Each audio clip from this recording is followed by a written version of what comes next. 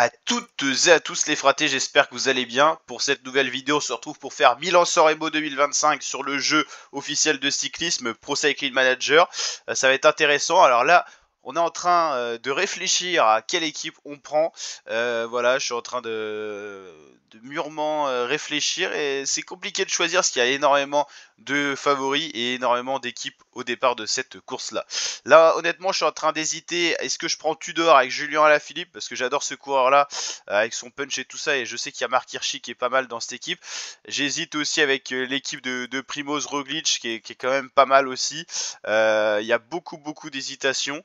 Primoz Roglic, c'est un coureur que j'adore aussi. Donc franchement, je suis en pleine réflexion, mais j'ai quand même envie de prendre Juju Alaphilippe. J'espère qu'il aura une bonne forme. On va regarder un petit peu justement l'évaluation des coureurs de cette équipe-là. Marc Hirschi qui est pas en très grande forme, Alaphilippe non plus d'ailleurs. Il y a quand même du beau monde. Hein. Faut être bon en vallon aujourd'hui pour cette course-là. Et avoir une bonne pointe de vitesse, c'est pas mal aussi.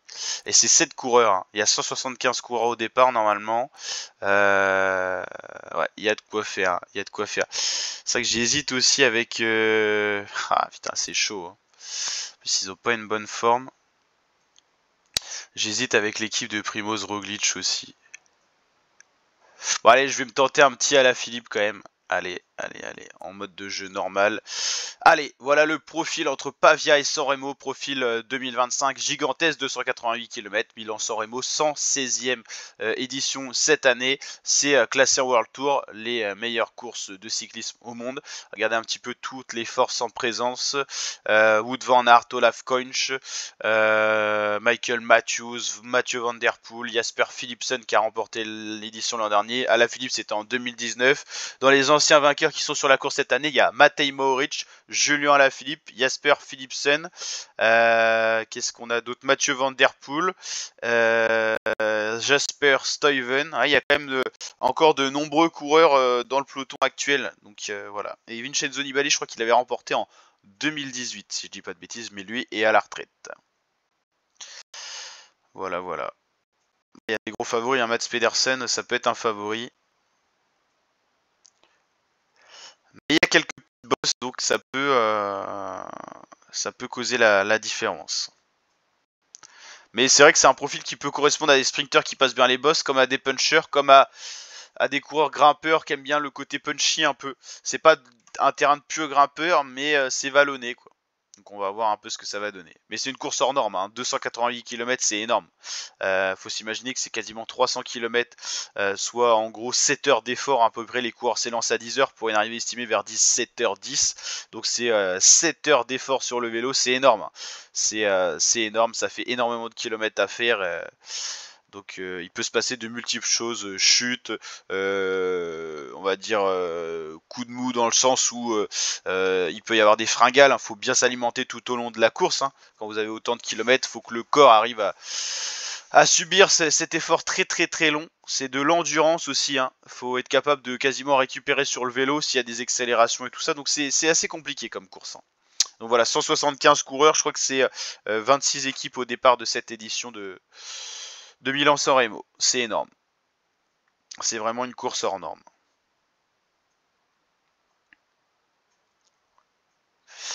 Voilou les fratés. Allez, on va pouvoir bientôt s'élancer. Bonjour à vous, mesdames et messieurs. Cette course est relativement plate. Grand soleil. C'est vraiment le terrain de jeu des gros rouleurs. C'est sous un temps magnifique que va se dérouler la course. Très grand soleil en tout cas. Putain, les formes du jour, c'est abusé là. C'est un peu abusé les formes du jour. C'est pas terrible. Ok, allez, on va replacer un peu tout le monde à l'avant. Dainese aussi.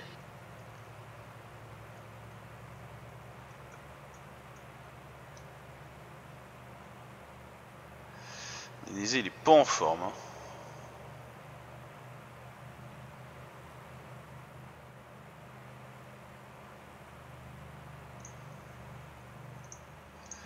Marc Hirschi ça va, Juju Alaphilippe ça va aussi. Écoute, protéger avec lui. Dainese, il est pas en forme, il va protéger 2 Klein. On n'a pas des grandes formes, hein, c'est pas terrible. Hein. Et au vu de la start list qu'il y a aujourd'hui, il vaut mieux avoir une bonne forme. Il y a 2 coureurs qui se sont échappés, Confolti et Rashkovic. Alors je connais pas les équipes, c'est des petites équipes. Alors, on va regarder un petit peu à qui on a affaire. Team Solution, Tech Vini Vantini, ok, et groupe Bardiani. Bardiani, ouais, ils ont changé de maillot parce qu'avant je connaissais quand même pas mal cette équipe qui fait le Giro certaines années. Ils sont invités. Alors, qu'on regarde un petit peu un peloton qui est conséquent, hein, 175 coureurs. Pour vous dire, ils sont 176 sur les grands tours maintenant au Giro, Tour de France, Vuelta. Donc c'est un peloton complet. Il y a un peu plus d'équipes parce qu'au Tour de France, par exemple, c'est 8 coureurs par équipe. Là, c'est 7 coureurs, ce qui laisse la place à plus d'équipes. Alors nous, nos favoris, c'est Julien Lafilippe que je protège forcément. Il a gagné en 2019. Il a ce côté punchy et bonne accélération qui peut lui permettre de briller sur cette route là. Il n'a pas de forme du jour positive, c'est quand même problématique, mais il n'a pas une forme négative. C'est vrai qu'au vu des qualités qu'il y a à côté, sur tous les autres coureurs, bah c'est pas forcément une bonne nouvelle de ne pas avoir une forme quand vous regardez les notes de Tadej Pogacar par exemple. Donc voilà, Julien Lafilippe. Marc Hirschi, il faut le protéger bien sûr. Marc Hirschi et Julien Lafilippe, c'est nos 2 gros favoris. Et si jamais les sprinters arrivent à bien passer, pourquoi pas Matteo Trentin ou Arvid De Klein. Nous, ça double tranchant dans les dernières ascensions. C'est est-ce que on fait un écrémage dans la première ascension pour attaquer avec nos punchers ou est-ce qu'on fait passer nos sprinters? On a les 2 profils de coureurs, donc voilà, va falloir s'adapter. Première difficulté de la journée, le Passo del Turchino. C'est 1% de moyenne, c'est vraiment très irrégulier et c'est seulement la fin qui est assez dure avec des pourcentages mat à 7%. C'est 23 km quand même d'une petite ascension, mais c'est pas grand chose. Après il y a 2-3 petites bosses et dans le final c'est un peu plus agité avec 2 ascensions quand même répertoriées, dont le mythique Poggio. Bon, on va mettre en x8 parce qu'il va pas se passer grand chose. C'est une course qui est vraiment très très longue. On va regarder un peu la ligne d'arrivée pour voir ce qu'on a à faire. C'est une grande ligne d'arrivée droite hein, qui peut faire penser à un sprint massif hein, quand même. C'est pour ça que certaines années des sprinters se sont imposés, d'autres des punchers parce qu'ils avaient réussi à faire la différence dans les kilomètres qui étaient les plus pentus avec du dénivelé positif. Bon voilà, avec une météo comme ça, là s'il y a du soleil et tout ça, il se passe pas normalement, enfin grand chose non plus sur les premiers kilomètres. Hein. Là en soi on a 2 coureurs en tête avec 7 minutes d'avance, qui est dérisoire vis-à-vis du nombre de kilomètres. Hein. Vous imaginez encore 200 km, 280 km c'est vraiment dense, hein. C'est un effort très très long, voilà c'est énorme. Donc il n'y a aucune équipe qui va se mettre à rouler dès les premiers kilomètres, ça n'a aucun intérêt. Là voilà, il y a 9 minutes d'avance, mais il reste 200 km, c'est énorme. Il y a plein d'étapes, notamment de Paris-Nice, qui faisaient même pas 220 km, vous imaginez, alors qu'on a déjà roulé 60 km. Donc voilà, les 2 hommes de tête vont avoir le temps de se fatiguer. Hein. Il n'y a pas trop de vent, donc ça va, mais Conforti et Rashkovic ne devaient pas apprécier l'échappée du jour, au vu de la montée en rythme du peloton. Il y a du boulot. UAE qui roule déjà, alors j'imagine qu'ils ont quand même mis Pogacar sur cette course là. Dans la vraie course il y sera, mais j'imagine que sur Pro Cycling j'espère qu'ils l'ont mis pour que ça soit assez réaliste. Mais je crois que je l'ai vu tout à l'heure, en plus je me pose la question et je l'ai vu tout à l'heure. Tadej Pogacar qui est le grand favori de cette année au vu de sa forme. Mais voilà, les sprinters peuvent se mêler à la lutte. Mats Pedersen, Jasper Philipsen, vainqueur de l'an dernier, Mathieu Van Der Poel, enfin il n'y a que des grands noms. Ça va être assez dur, hein. Vu qu'on n'a pas des grandes formes, je peux pas vous vendre du reste, ça va être quand même assez compliqué. Donc on va mettre personne à rouler, il y a déjà assez d'écuries devant. Visma Leisebike qui roule, UAE, Intermarché pour Binyam Girmay certainement, Alpecin pour Philipsen, Van Der Poel, vous l'avez compris. Bon là obligé de mettre en x8, je sais que c'est pas super agréable des fois sur la vision en vidéo en caméra, mais la course est tellement longue que si je vous mets les 280 km, la vidéo va faire 40 minutes. Donc on va mettre en accéléré, même en accéléré c'est assez long quand même. Donc voilà, heureusement d'ailleurs qu'il y a cette petite possibilité sur Pro Cycling, ça nous évite des fois d'être en course pendant 40 minutes.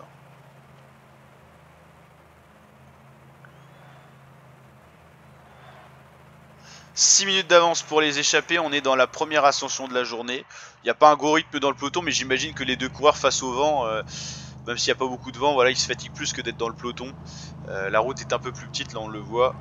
Voilà, c'est faut comprendre que c'est quand même très fatigant pour 2 coureurs d'être à l'avant aussi longtemps. Il y avait 280 km en tout, c'est-à-dire que ça fait déjà 130 km qui sont devant. C'est énorme, 130 km en tête, c'est énorme. On peut être sûr qu'ils iront pas au est bout. vraiment soutenu. Il va certainement y avoir des dégâts. Voilà, ils vont arriver au sommet et la descente est très dangereuse. Donc on va voir comment ça se fait dans le peloton. Mais voilà, si on avait grimpé ce côté-là, ça aurait été beaucoup plus intéressant parce que les pourcentages sont tout à fait élevés. Hein. Là, on est sur du 3-4%. On le voit, c'est plutôt pas mal fait. Mais vous allez voir qu'il y a du 8-9% à pas mal d'endroits. L'autre côté était beaucoup plus intéressant à grimper. On va le voir, là, voilà, on est sur du 6%. Et il y a des pentes, voilà, intéressantes. Ce qui fait que la descente est quand même assez dangereuse. Bon, les deux hommes sont en train de descendre, que les autres sont encore, je crois, en train de monter. Ah non, ça y est, ils abordent la descente après le tunnel. C'est-à-dire que l'arrière du peloton est peut-être encore en train de passer sous le tunnel. C'est ça qui est assez marrant quand le peloton est bien grand comme ça. Il peut y avoir des chutes, hein. C'est une descente très dangereuse.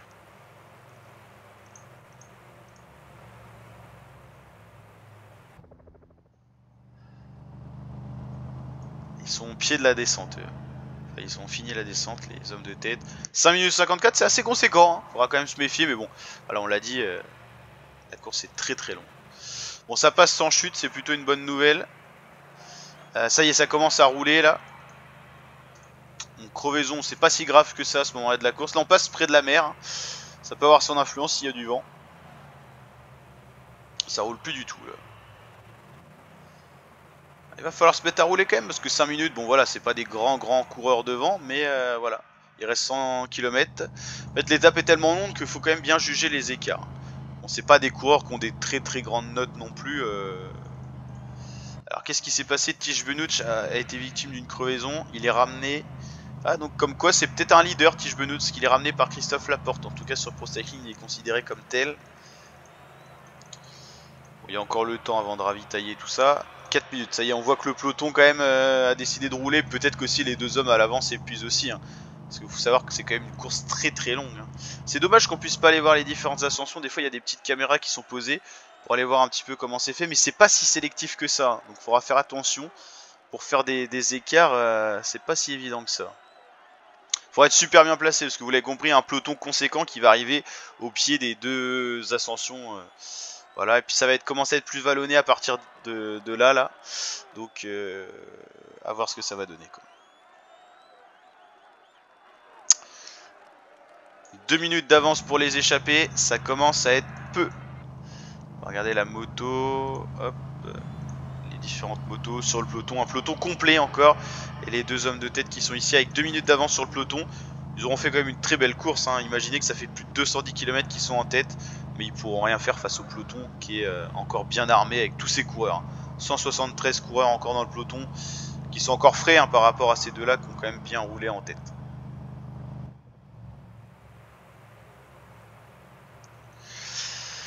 Alors j'hésite à faire quelque chose, j'aime bien faire un train quand même quand ça va être agité comme ça. Et à laisser aussi Alaphilippe au chaud dans la patate on va dire. Alors que je vois Stock, lui il va protéger Alaphilippe. Allez, Trentin on va le laisser, on va faire un train aussi. C'est-à-dire qu'il faut sacrifier les coureurs. Bon, Storer qui n'a pas une bonne forme, on va le sacrifier. Hirschi, on va le mettre dans le train. Dainese, je le sens pas, il est pas en forme. Stop. Je sais pas s'il va arriver.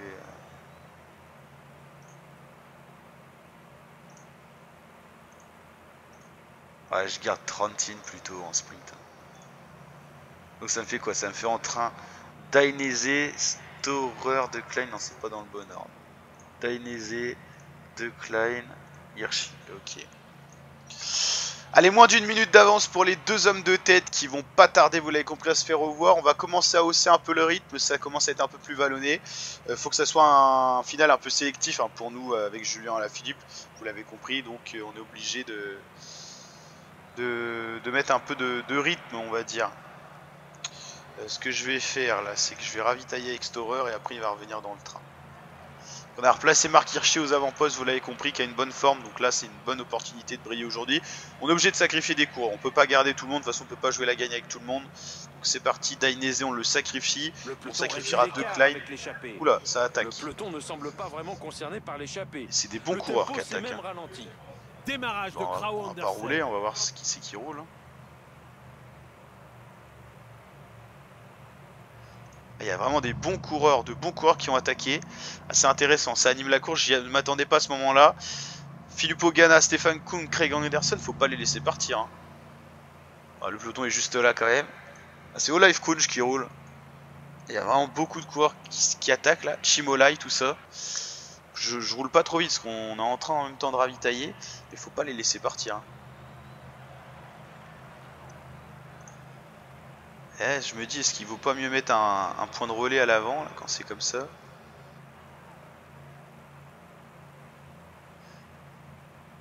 C'est un peu... Ouais. C'est un peu spécifique ce qui se passe. On va être obligé de rouler. Donc là, vous avez compris, ce groupe-là doit pas bien s'entendre parce qu'ils vont se faire rattraper par le peloton rapidement, je pense. Largement augmenté son rythme. Mais les autres devant sont plus dangereux. Hein. Sachant que c'est des très grands rouleurs, hein, les trois. En même temps, on peut les laisser se fatiguer à l'avant parce qu'ils sont en train de se cramer. Donc, c'est aussi ce qui est important à prendre en compte.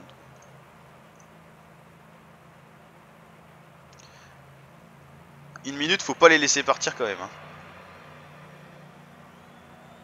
C'est marrant parce que le peloton ne réagit pas trop. C'est pour ça que je suis assez étonné en fait.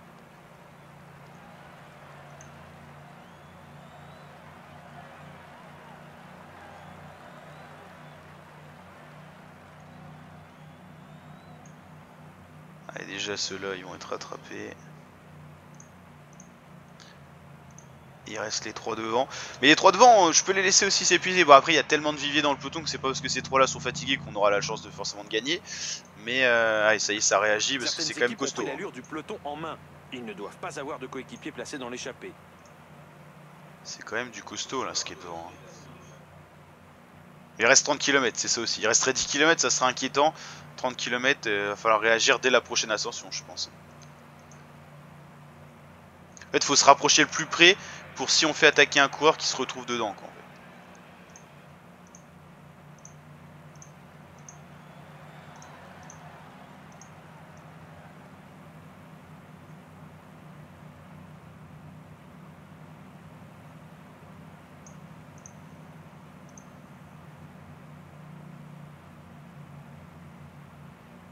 T'as le rythme de folie là. On voit que Poggi est bien placé. Ouh là, Juju il a pris. Ah bah ils ont été rattrapés.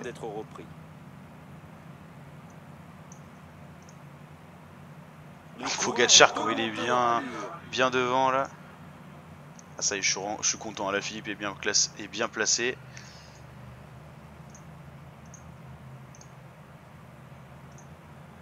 Et bien voici une attaque d'Oyer-Lascano. Allez, on attaque avec Marc Hirschi là. On est parti avec Stefan Kung, mais ça n'a pas l'air concluant. On est parti quand même, mais il n'y a pas grand chose. Hein. Storer, hop, De Klein qui a récupéré. Bon, Dainese il a tellement roulé que c'est normal qu'il soit lâché. Marc Hirschi, Stefan Kung, ça n'a pas l'air d'être bien parti, mais nous, si ça arrive au sprint, ça fait pas notre affaire quand même. Hein.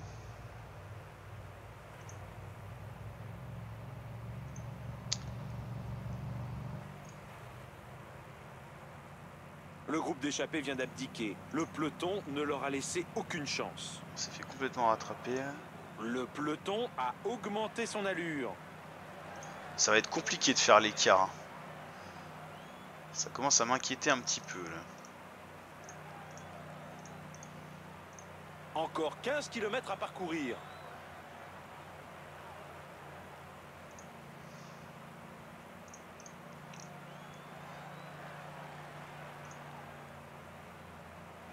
Comment on va arriver à avoir la grinta pour partir? C'est compliqué là.